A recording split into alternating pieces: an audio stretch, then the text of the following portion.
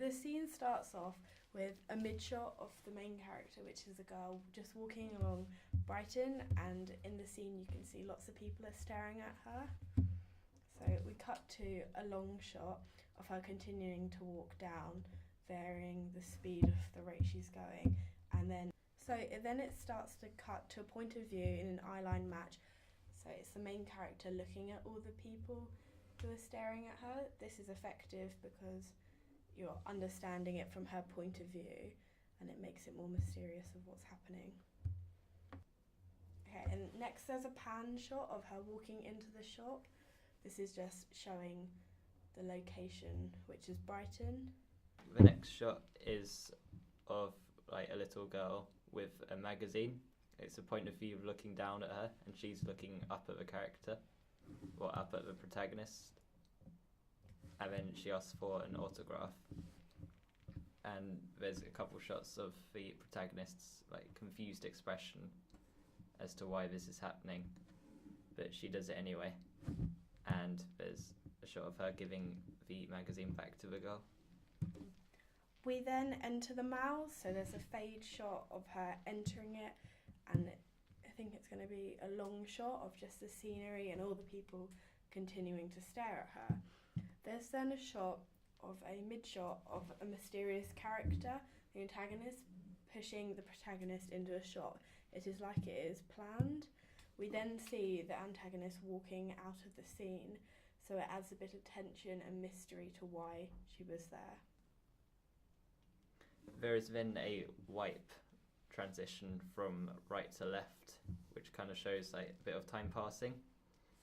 Just makes the timeline make sense and pushes things forwards a bit. We then have a long shot of the girl leaving. We see her enter this shop, the one which she has been pushed into, and then enters in a completely new outfit holding shopping bags. It leads the audience to wonder why she has got this and adds to the suspense of what's happening. We then have a mid-shot of her looking around with confusion about what's happened. The next shot is quite a long shot. It's like a time lapse of her walking down the road. This helps move time along a bit more, and this helps move time along, and you can see the progression of her day and how people are continuing to stare at her. It also kind of adds kind of like a dreamy type sense to the whole film, as it will be played slightly faster than real life. And we will have background music, in the background to match this. Yeah, so it isn't just dead silence of her walking along. It then cuts to a whole long line of shops of her walking around. This is her leading up to the alleyway. The next shot is like one long side shot of the character walking past the camera and then back on screen again, only to walk up to the camera. The next shot shows that the camera was where a poster is positioned, and you're seeing that shot from where the poster was. This helps show her facial expressions of the confusion, and then it will cut to a side shot so you can actually see what the poster is showing of her. The reverse shot between the character and the poster shows like the character's expression and like what the poster says on it, which says something menacing that the protagonist doesn't like. This leads for her to run away down an alleyway. We then have a varied amount of shots of mid-shot, long shot and close-up of a car pulling up into the scene. There's lots of long shots in this scene because it adds to the sense that someone's following her, particularly with lots of the shots of her from the car's perspective and of the car itself. We use an over-the-shoulder shot to see the car coming into the scene as from her perspective. And when the protagonist doesn't turn around at any point, so it's all a surprise to her. Yep. When we then use a mid-shot of somebody coming over to her and putting a bag over her head, By using a mid shot, this is effective because you can see the body type and her confusion to why she has been kidnapped. Once the bag is on her head, we'll cut the next shot to black and have the sound effects of her getting into the car and driving off. So it'll be like a POV. You can emphasize with the character more. When the black scene fades away, it cuts to a POV shot of the girl suddenly waking up and looking around the room. It's quite hazy because she's been knocked out, so she doesn't know what's happening, and we're emphasising the use of lighting. So by using a dark room, we can emphasise the intensity of the light as she wakes up in like this new environment.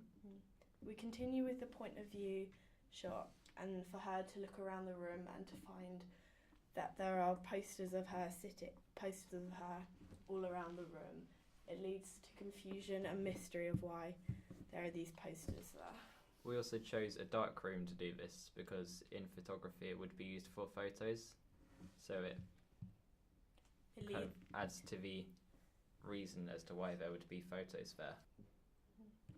We use point of view shots are continuously used when her antagonists are coming towards her. They come through a door, so it's looking like you are in the scene watching it happen. It then cuts to a shot reverse shot of the antagonist looking down at her. She is in the centre of the room with her hands tied behind her bag. This is all very confusing about why it is there. This is like a shot of the antagonist kind of explaining the story a bit and why she's there. We've also seen the antagonist in other scenes, such as the girl pushing her into the shop.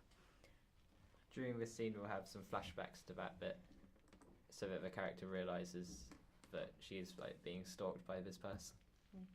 We then use a mid-shot or a close-up of a gun being pulled out and facing towards the protagonist.